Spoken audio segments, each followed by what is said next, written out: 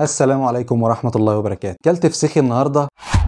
اوعى تكون كلت، ولو ما كلتش كل. بس تعالى اقول لك معلومة هتهمك. انت عارف المشكلة بتاعت الفسيخ ايه؟ والتسمم والاسعاف اللي بيبقى شغال طول اليوم بمناسبة شم النسيم. بعيدا عن تصنيع الفسيخ وده ما يخصناش، احنا يهمنا الجزء العلمي. ايه مشكلة الفسيخ؟ هي مش مشكلة فسيخ، هي مشكلة بكتيريا اسمها الكوليستريديوم.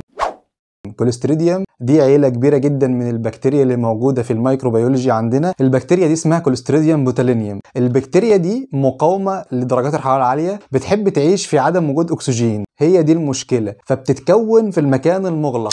الفسيخ ده هو عشان يتصنع منعرفش بيتصنع ازاي، بس هو بيحفظ في حاجات معلبة. عندنا الحاجات المعلبة دي مصدر لبكتيريا الكوليستريديوم بوتولينيوم. طب ايه مشكلة البكتيريا دي عندنا؟ البكتيريا دي من البكتيريا شديدة الضراوة، بتفرز سم توكسين شديد جدا اسمه بوتولينيوم توكسين. سم البوتولينيوم، سم بتاع البكتيريا دي مشكلته ايه؟ هي البكتيريا اتكونت في المكان المغلق اللي هو احنا بنقول عليه مثالنا الفسيخ. طيب البكتيريا بتفرز، انت كلت الفسيخ المصاب بالبكتيريا، البكتيريا هتفرز سم بتاعها اللي هو البوتوليزم ده. السم ده مشكلته كبيره جدا. ليه؟ لان السم ده بيشتغل على اعصابك، بيعمل صدمه للاعصاب، بيعمل بلوك للاعصاب، فبالتالي بيوقف الاعصاب المسؤوله عن التنفس والعضلات زي عضله القلب. ودي كانت مشكلته، ان هو بيعمل تشنجات وبيوقف الدنيا دي خالص ويقفل التنفس ويقفل عضله القلب. فدي بتبقى المشكله الشديده منه اللي بتخلي الاسعاف رايح جاي طول اليوم. خلي بالك، هات من مصدر كويس جدا، لو ما بتحبوش يبقى افضل. كل سنه وانت طيب.